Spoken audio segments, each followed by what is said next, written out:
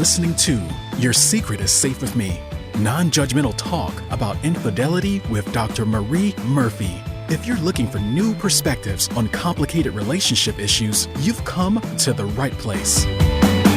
Days go by, they're crawling by. Hi, everyone. I'm Dr. Marie Murphy. This podcast is all about expanding the conversation around infidelity. I'm a relationship coach, and I specialize in helping people who are having affairs make decisions about how to move forward that are truly right for them. On this show, we feature tools and guidance from my coaching practice, as well as advice from other professionals whose work pertains to the sometimes complicated business of romantic relationships. Today, I have the pleasure of talking with Dr. Jonathan Horowitz. Dr. Horowitz is a clinical psychologist by training and the founder and CEO of the San Francisco Stress and Anxiety Center. Speaking of stress and anxiety, here's a fun fact. Jonathan did a postdoc at University of California, San Diego, and I did my PhD at UCSD, and guess what? We both survived, which is an accomplishment. His company, Jonathan's company, provides mental health and stress management services to individuals and organizations around the country. When he isn't hard at work, Jonathan enjoys running and exploring Bay Area beaches and trails and playing the drums and the guitar, although not at the same time. You can learn more about Jonathan and his work at sfstress.com. Today's episode is brought to you by Marie Murphy, PhD Relationship Coaching. That is me. I provide shame-free, blame-free, non-judgmental relationship coaching. You can talk to me about the things that seem too messy or weird or stigmatized to share with your best friend or your spouse or even your therapist, including but not limited to matters related to infidelity. To learn more about me and my work, or to schedule an introductory coaching session, which is held via Zoom, go to mariemurphyphd.com. Hi, Jonathan. It's great to have you here today. Hi, Marie. Thank you for having me. It's great to be here. Awesome. So we are on the brink of bringing the year 2020 to a close. And we know... Yay! Let's get it over with. Yeah. It's been a year. It's been a year. Yeah, it has been a year. I think even for folks who haven't had COVID or lost a loved one to COVID or lost a job or had some quote unquote major calamity occur in their lives, it's been a challenging one for all of us in so many unique ways. Oh yeah. I mean, even if this year, even if you didn't have any of those catastrophic things happen to you, just being living through this year, I'm sure you've had to endure changes to your job situation, maybe working from home, not doing a lot of the good, exciting things that people normally look forward to, the trips we've canceled, the parties we didn't attend, weddings, graduations, all those things. Yeah, it's been a rough one. Yeah, totally. All of that. And then on my end, I see a lot of relationship stress stuff. So whether it's, like you're having an affair and it's harder to see your affair partner, there's more pressure to figure out what you want to do about the situation, or there's no infidelity involved and you're just stuck at home with your significant other all the time. And that's a new situation for you, et cetera, et cetera, et cetera. Yeah. People who are in a difficult situation to begin with, and now they're trapped in a way. And it's much more difficult for them to cope in the ways that they used to because of the pandemic. Yeah. Right. For sure. Ooh. So with all of this amazing stuff within our collective experience this year, we're going to talk about something today that, a lot of people do every year, but maybe especially meaningful to folks this year, which is talk about New Year's resolutions or year-end inventories, or any other practices that we find meaningful to set intentions, to let go of the old and bring in the new, etc. So Jonathan, I want to know what your practices are in this department. What do you do in terms of setting goals or intentions, especially around the year? So this is something that I've actually gotten better at doing this in recent years. So I used to do just the typical New Year's resolution setting. And I don't remember when I started doing this, but I feel like it's been a long time, like maybe in college or Mhm. something like that, and it would normally look like the way I used to do it would be like, I have these stretch goals. I'm going to do this. I am going to exercise every single day. I'm going to get into this new thing. I'm going to like buy a drum set and to play the drums, learn the whole thing this year. You know what I mean? Like, Mhm. I think I used to really tend toward those more extreme things. And over time, I've come to learn that those don't usually help. I know working with clients around behavior change for years, I see when people set those kind of intentions, not necessarily for New Year's, but when they're starting therapy or whatever, Yeah. we like the idea. I think it feels good and empowering to say things are going to be different and I'm going to make them very, very different. Right. Unfortunately, you tend to set yourself up for failure, I think, unless you're a really extraordinary person in extraordinary circumstances. It doesn't usually go that way. Things Right. are usually harder. Making changes is harder than we think it's going to be. And I think you need to be more realistic about that in the way you set your goals. Yeah. So how has that impacted your goal setting? My goal setting. So a couple things. I'm actually looking back. I have a list of goals, from last year and then from this year. And I do these at work and then I do personal goals. Yeah. And the goals tend to be, I will now set between like 5 and 10 goals on the year. And I try to keep them more open-ended. Like I'm less, like one of my goals from last year, this sounds kind of corny, and this is what politicians do when they're resigning, but it's just spend time with friends and family. Okay, I put that down as a goal because it's not exactly a goal in terms of like stretching for it, but it's more like this is a value. This is something that's important to me. Spending time with friends and family. I want to make sure that I do that and I don't lose track of it. It sounds weird that you've got to put that down, but No. I do think that, and I know there's sometimes people who are like averse to that, like the idea that you should have to put that on a calendar or a list of goals or priorities, that's why would you do that? But I think it's important. Like if it's as important as other things in your life, then definitely write it down. At the time, this time last year, I was moving into a new place and I was coming out of a divorce at that time. So I didn't have any furniture. I didn't have anything. So this time last year, I was like, well, create a home and furnish it and create a home that I like and feel good in. Yeah. And that I did that last year, and I had forgotten about that. But then I looked back at the list last week and I was like, oh damn, like that was a good one. I had things like, get back into playing music on a regular basis. That was one of the personal ones. And I did that. And I'm really glad that I did that. I'm looking back at these and I'm like, oh, this is actually a really good year. My personal goals, now that I think about it, they've become less about achievement, where they used to be more like, I'm going to achieve this difficult thing. And now they're sort of like around, what do I want to spend my time doing? Yeah. And I think this just came out of, I took a look at like, well, what actually makes you happy, right? Like there are the things that you need to be doing, right? And my work goals are not hedonically oriented, right? They're about like achievement. But I think for my personal goals, it's like, well, what are the things that when I do them, I never regret spending the time that way. I never really regret. I never go for a run and I'm like, I should have gone on that run. Right. It's like that good, spending time with friends or seeing family. Like I never am like, I wish I didn't do that. Right. And so much of my work is like trying to figure out how to best spend my time. Am I really sure doing this thing is the right thing? There's a lot of uncertainty and we all have that in our jobs. So I was like, let me just try and do a lot of the things that I know I'm going to feel really good about doing. Mm-hmm. And then as they become habits, so it's not like I achieve these goals. It's just it's more like I set courses. I was like more intentional about what do I want to do and how do I want to spend my time. And that seemed to really work. Yeah. So, yeah. Here's how I interpret that. Asking oneself, how do I want to feel? How do I want to feel in my life? I like that. And if the goal is to be happy, then the questions become, well, what makes me happy? What do I enjoy doing?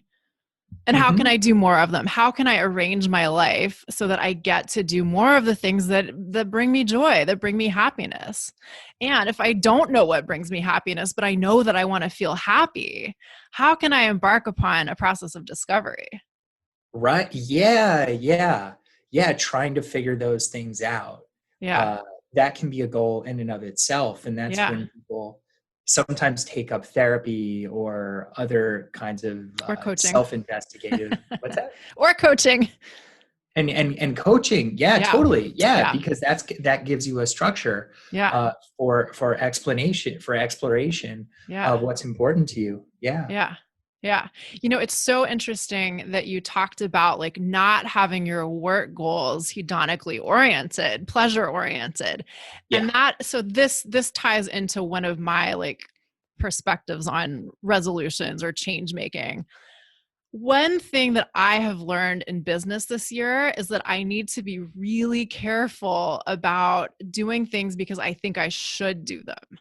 And what I often find is that when I'm in a state of joy doing work stuff, I'm more successful and I get the results that I want, which is so fascinating, right? Because it's so counter to like what I sometimes think is the way it works and what some of the messages out there about what work is like tell us, which is like, oh, well, hard work isn't supposed to be pleasurable, or, like sometimes you just have to do hard things. And of course that's true, right? I mean, some of the things that I enjoy doing don't necessarily feel easy, but for me, there's a big difference between a challenge that feels generative, a challenge that feels like growth, like the line between nervousness and excitement.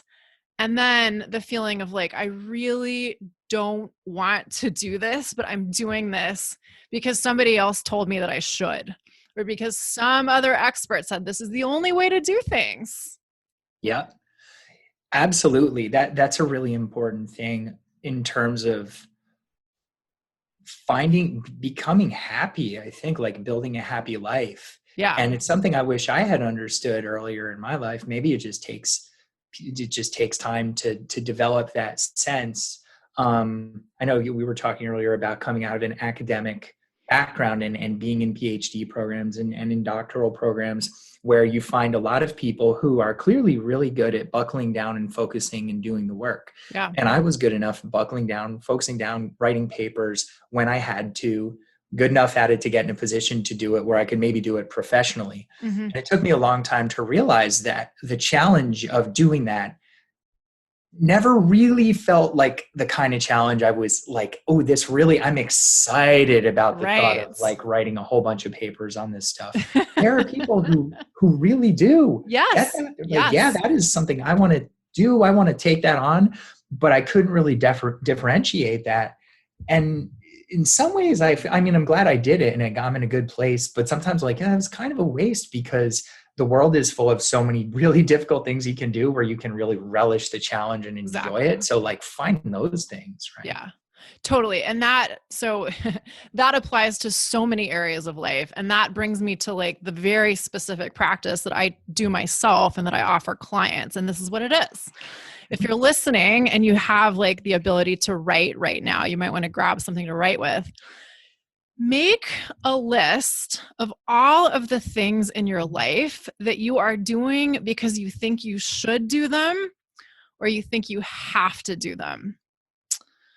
And so this can be a hard list to make, especially when you know that you're bullshitting yourself about anything. It can be hard to confront this stuff. So, if you sit down to do this and it feels weird, it feels yucky, that's a sign you're probably doing it right and that you're identifying things that it's important to address. Then, I mean, this is step 2. Once you've got that list of things that you think you should do or that you have to do, write down what you think would happen if you stopped doing any of those things. Now, this is usually where like the coaching begins, right? It's hard to take yourself through like the rest of this process without having like a helpful guide to make sense of like what you actually do. If you think you have to keep like, you think you have to stay in your doctoral program, or you think you have to stay in academia, or you think you have to stay married, or whatever it is, it's usually a process to get yourself out of it. But the point here is to start to see where you're putting yourself in a prison of your own making. Our beliefs about what we have to do, quote unquote, have to do, or should do, quote unquote, should do not mean that the world is going to come to an end if we actually stop doing any of these things.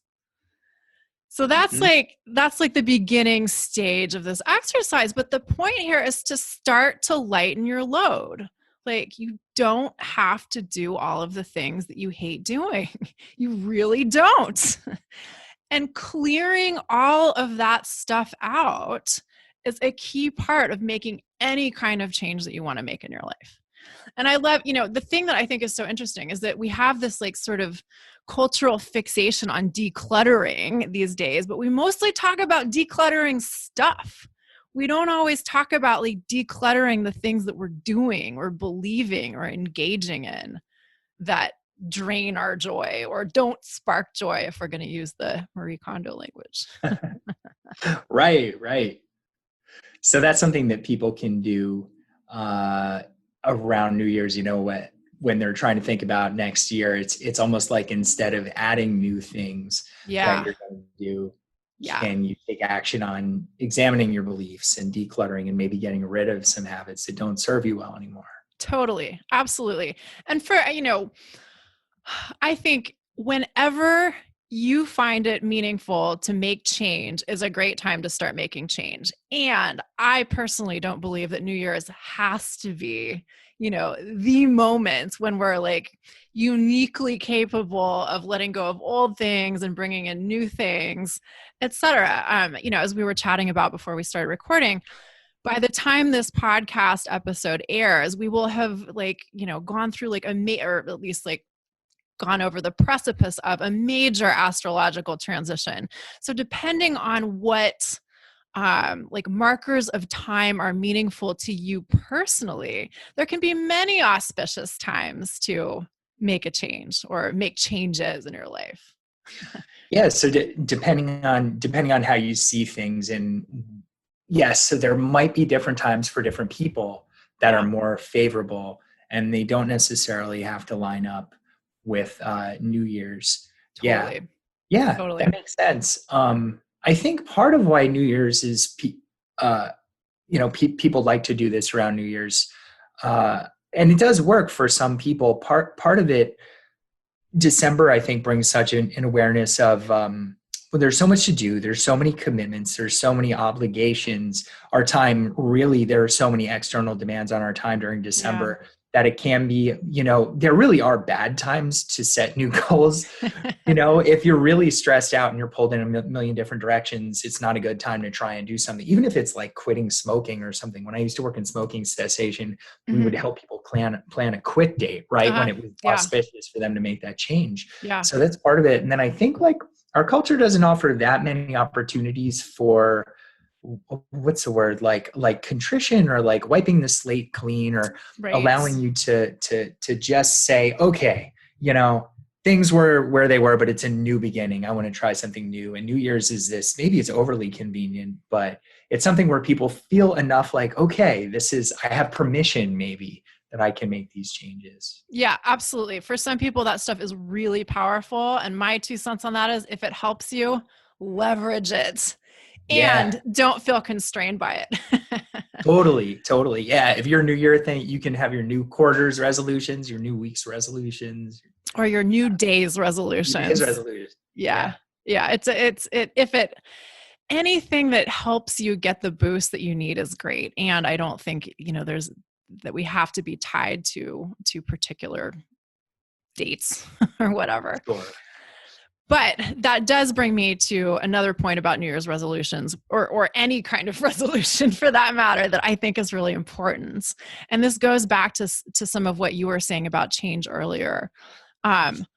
Whenever I talk to people, and I do this myself, by the way, whenever I talk to people about setting goals or making changes, whether it's a specific change that is already identified that you desire to make, or you know you want change, but you don't really know where to start, I suggest with starting by making a list of what you want, going as broad or as narrow as you want to, and then making a list of reasons why you want each thing. And getting clear on that why is so important for a couple of reasons. One is some of the stuff that we think we want, we don't really want it that badly. And when we delve into what the why is, sometimes we realize that like this thing that we're attached to wanting, it's not really that appropriate for us. We don't really need it.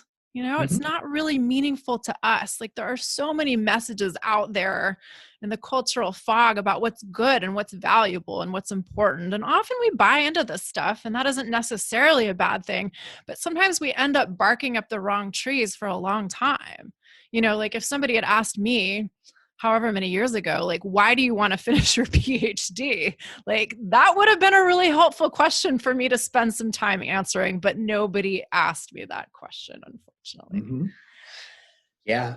So it's a clarificatory, is that a word? It's a clarifying technique. It's a way to help get clarity on what you really want. And it's a way to motivate yourself to do the hard work of making change.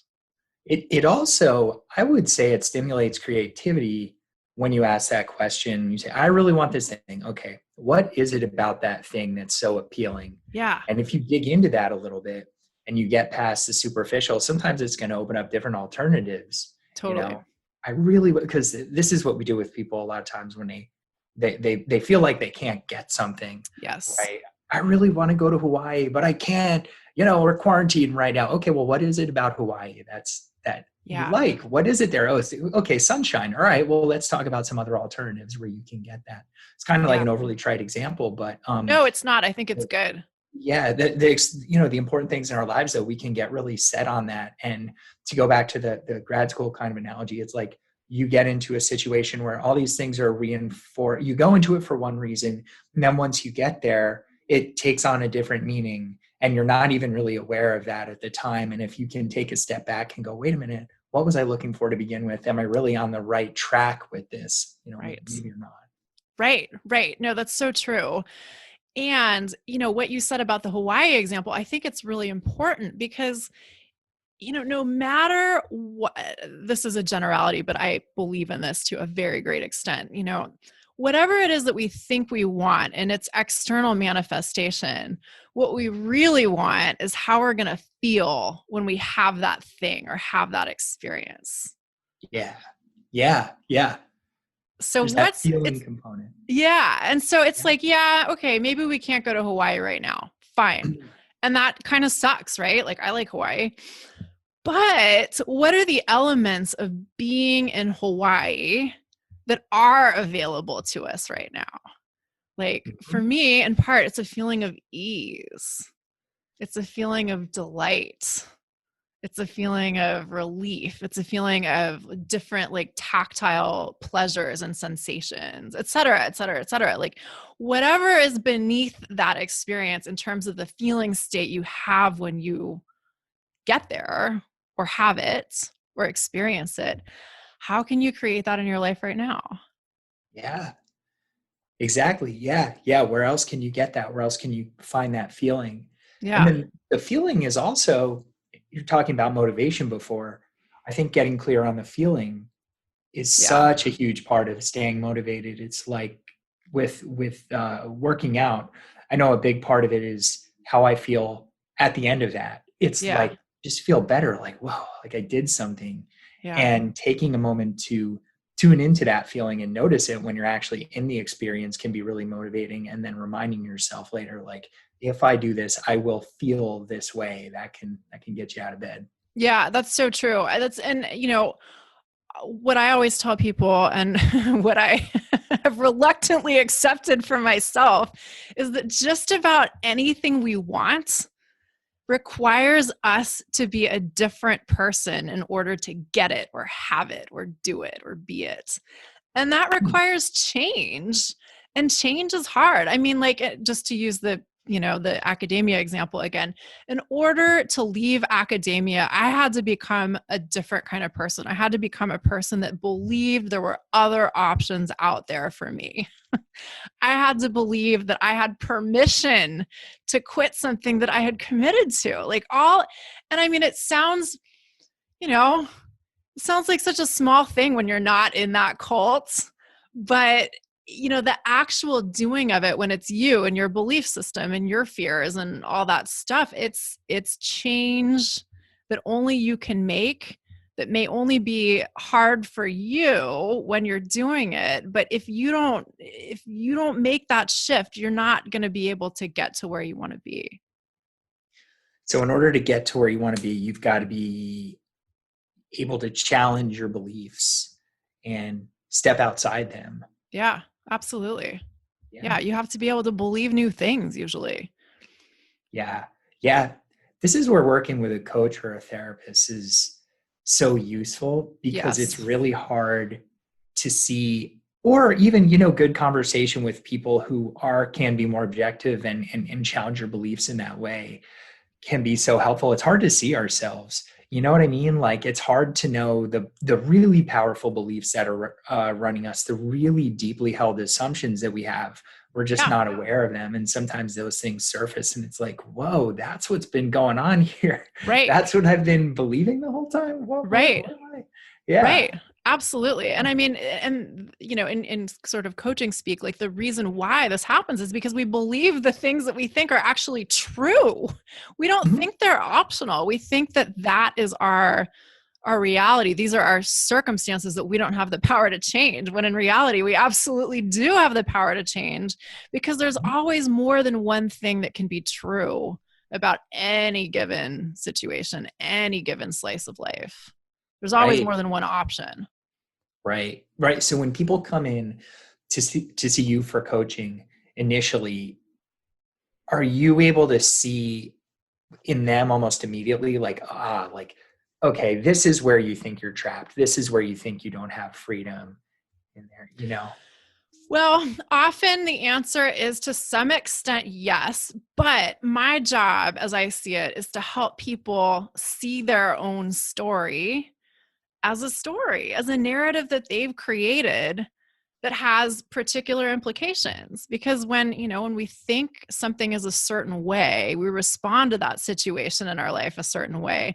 And then we continue to create evidence that our way of seeing things is quote unquote true, or is the only way to see it.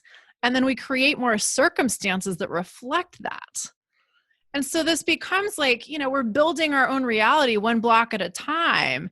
And so what I help people do is distinguish between what is undeniable fact and their beliefs that are optional.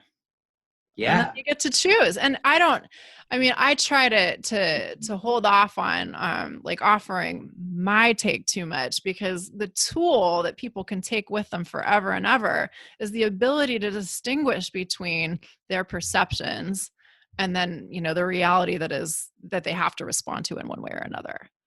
Right. Yeah. Right. Just improving that ability to see it happening while it's happening. Like, oh, I'm putting my own stuff out there. Yeah. Yeah. And that's, let's be honest, like, that's hard for me too sometimes. Like, this is an ongoing process of learning how to figure out the ways in which we keep ourselves stuck. Like, going back to the exercise I was talking about earlier, like, what are the things that I believe I have to do? Well, the key word there is believe. None of this is set in stone. Like, I don't have to do anything the way somebody else told me I had to. But if I act as if that's true, that's going to have consequences in my life. And if I don't like them, the point is to examine my perception about, like, what do I have to do here? Right. So the more you can see your own beliefs, the greater freedom you have. Exactly. Choices. Exactly. Yeah. All of this made simple in 5 to 7 minutes. It only takes that long. Yeah. It's really like no big deal. I don't know why anybody pays people like us to help them anyway. Joking. Joking. I mean, it's one thing to talk about doing this stuff, and it's another thing to actually engage in doing it. Yeah. Yeah. Yeah. And then that's an ongoing process. And then, because of course, whenever you throw feelings on top of this, whenever you're in a heightened state of anxiety or fear or shame or guilt or whatever, that's when it gets increasingly difficult to see clearly in the fog of those emotions. So having someone that you can help kind of cut through that when you're emotionally aroused or dysregulated, like that's very helpful. Yeah. Absolutely. So you've got so you're not doing goals for at this time for next year or resolutions. No, I don't. I really don't do goals or resolutions. My practice is like continuously trying to see how I'm getting in my own way. And the questioning my beliefs about what I have to do or what I should do is a big part of that. And then also clarifying what I want and getting clear on why I want it. And I think you mentioned something that, is really important, like also examining beliefs about like, why can I not have this if one believes they can't have something that they want? That's such a big thing. I mean, we could have a whole conversation about that too, probably. Yeah. So that's kind of like my sum up of my practices. Do you want to sum up your New Year's goal setting, et cetera, practices? Yeah. So I guess my New Year's goal setting practice is not about as much of let's achieve this thing like it used to be. It's just more about like, what are the important areas in my life and what do I want to move toward? And those are almost always things that feel good. This year, as it was last year, I was like, travel more, that was on my list last year, and that didn't happen because of the pandemic, but it is on my list for this year. It's funny because it's a thing that always feels great when I do it. I don't regret it, but sometimes just the reminder, it's a hard thing to actually commit the time to do when you've got so many things going on. To try and go out and spend more time with people once we're able to do that. That's an important one. I've got some on my list this year around doing responsible stuff, actually, financial planning kind of stuff and stuff that's a little, that stuff won't exactly feel good. But I try and remember on the other side of having done that, I will feel really good, feel better and more responsible. And so I'm trying to remember the good feelings associated with that. And then try to keep the list manageable. And one thing I want to do a better thing about this year is just revisiting these on a regular basis. So maybe setting a calendar reminder for 90 days from now to myself, like, okay, just go back and check in on this. Where are you? If things change, they change, but it's better when you can notice that and decide, like, am I okay not trying to accomplish this thing instead of accomplish? Am I okay not going in this direction anymore? Yeah. Checking in with how things are going. Yeah. You said something about financial planning that I thought was really interesting. Like, you've probably heard this a million times, but often our choice is between discomfort now or discomfort later. Like, do we want the discomfort that comes with facing something that we feel a little uncomfortable with head on, or do we want the discomfort that comes later if we don't deal with it? Totally. And I think that's a really good one to keep in mind, like every day, but especially as we're like trying to execute on our resolutions. If we make them, like, it's going to be hard to start jogging at 5 a.m. if you've decided that that's what you want to do. Right. But do you want the discomfort of like getting out of bed and like, stepping outside, or do you want the discomfort that comes with the consequences of not doing it? Totally. Yeah. There's the short-term, long-term piece of this, which is really important. And then, the one other thing I can say about this, and this goes for resolutions or just behavior change in general, that I think we often overlook. Habits are so incredibly powerful. Yes. And habits can really help us or hinder us. And a lot of our attention should be focused on developing habits rather than doing the actual behavior, because like the jogging at 5 o'clock thing, this is something where I used to think people would go work out in the morning and say, that's terrible. The thought of doing that is terrible. I don't want to ever do that. Uh-huh. And now I do. Like now I have that habit. And it was one of those things where it was like I found the first time I did it was awful. But then it was like I do this now. This is a thing that's in my repertoire. And then the next time I had to do it because of whatever work situation came up, I was like, well, I know it's a thing I can do. And it got a little bit easier and a little bit easier. And I think like setting more of the incremental level goals just to begin habits can be really powerful. So I'm going to try to, meditation is another big one that people always seem to want to do. Oh yeah. And I'll encourage people like, well, try to meditate for at least 1 minute. Go for 1 minute more days than not. Yep. That way, if you don't do it that day, you don't feel like you've fallen off and you're not a meditator or can't do it. It's just part of your thing. And the 1 minute thing is about like, the hardest part is just sitting down. Once you're 1 minute in, you can very easily choose to sit for longer, but it's that first thing. And if you've done that 7 days in a row, day 8, you're probably going to do it just because have the power of habit, right? Yeah. Totally agree. Yeah. I love that. So I teach yoga and, I used to say to students all the time, and one of my teachers said this to me first, like, the hardest asana, the hardest yoga pose is they get your ass out the door and to the yoga studio yoga pose. That's the hardest part. Also, I used to teach meditation and I would have students that had never meditated before saying like, I'm going to meditate for 30 minutes a day. And I was like, no, you're not. That ain't happening at all. Why don't we start? I would always say 5 minutes a day. Like if I was like, look, dude, 5 minutes a day for any period of time and you have conquered the world. Like worry about your 30 minutes later. Yeah. It is so, I know. And even like, and I've been doing this for years and there are literally days where I'll be like, this morning was one of those because I was late for a meeting. I was like literally 1 minute. I put the cushion down and I sat on it and I was kind of like sitting there like, is it over yet? Is it over yet? But then I was like, all right, like I did it for the day. I'm not going to feel bad. I didn't fall off the habit. I know tomorrow there'll be a lot more time. It's Saturday. It's chill. I'm more likely to do it. Right. So, Totally. And we yet another possible long conversation about like meditation and getting started and what it means to be a good meditator. But I think the key thing for starting new habits is to like honor your baby steps and plan on starting with small steps and recognize that that's the foundation for everything. Like you don't have to run a marathon in a month. Like it's okay. Yep. Yeah. That'll get you there. Yeah. And so much of this stuff is just about consistency. Yes. Meditation or yoga or like all the things we try to accomplish is just a little bit every day, but our tendency. And when we're stressed and when we're unhappy, I think we have these grand illusions, right? Like I'm going to make this big break. I talk about people coming in they're really stressed out on the edge of burnout and they're like, I want to leave my job and I want to move to Aruba or something. Right. Usually happiness, that's the vision of happiness that you have, but 99% of the time that's not required.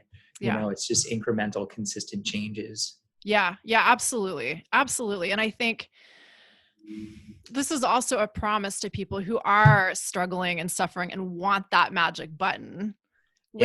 Like you really, first of all, there's no way around the baby steps. Like you have to start doing things differently. There's no magic button. Sorry, not sorry. It doesn't exist.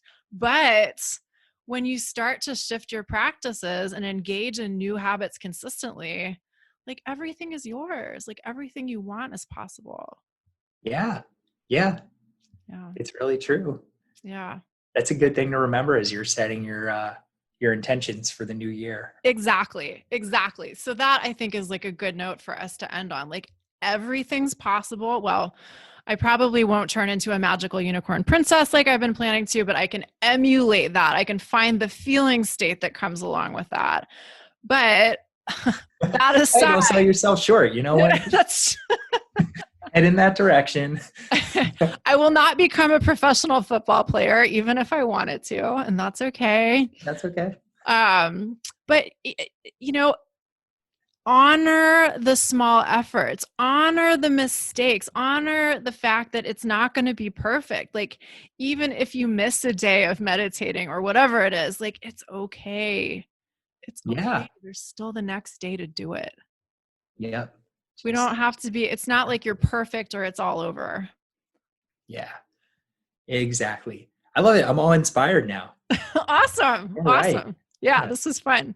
Write my list for next year. Yeah, for sure. Everybody. So this episode, if things go as I think they're going to go, this episode will be coming out on December 31st, if I can arrange things correctly. So happy end of 2020 to us all. May 2021 be, a chance for renewal collectively and, for everyone as individuals. Yeah. Jonathan, it's Happy been a New pleasure Year. talking with you. Tell everyone who's listening how they can find you and learn more about you and your work. Yeah. Well, thank you so much for having me on. This has been really fun. They can find me at San Francisco Stress and Anxiety Center is our company, sfstress.com. I have a podcast called Succeed Under Stress, and that is also succeedunderstress.com. Cool. Awesome. Yeah. Well, right. Happy New Year, everybody. Thanks, Jonathan. Right, and of course, if anyone's listening to this episode and you feel inclined to rate and review the show, please head on over to iTunes and give us 5 stars. Thanks. Right. And thanks and bye for now. Thanks for listening to Your Secret is Safe with Me with Dr. Marie Murphy. Make sure to click subscribe to get updates on our latest episodes.